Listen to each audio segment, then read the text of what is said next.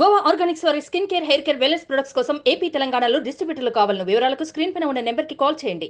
Breaking news చూస్తున్నాం. Delhi liquor కేసులో arrest అయిన ఎమ్మెల్సీ కవితకు రౌస్ అవెన్యూ కోర్టులో చుక్కెదురైంది. ఈడీ సిబిఐ కేసులో కవితకు బెయిల్ పిటిషన్ ను డిస్మిస్ చేస్తూ రౌస్ అవెన్యూ కోర్టు తీర్పునిచ్చింది.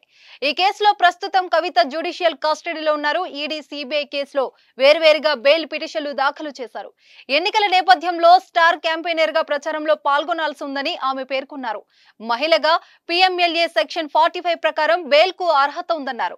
దీనిపై ఇటీవల విచారణ చేపట్టిన న్యాయస్థానం సోమవారం కవిత పిటిషన్లను తిరస్కరిస్తూ ఉత్తర్వులు జారీ చేసింది.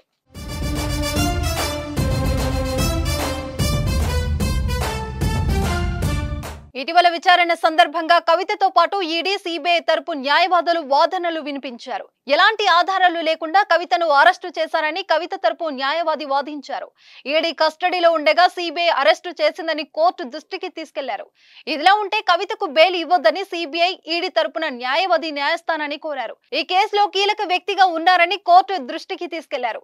ఇరుపక్షాల వాదనలు విన్న కోర్టు కవితకు బెయిల్ నిరాకరిస్తూ న్యాయమూర్తి ఉత్తర్వులు జారీ చేశారు.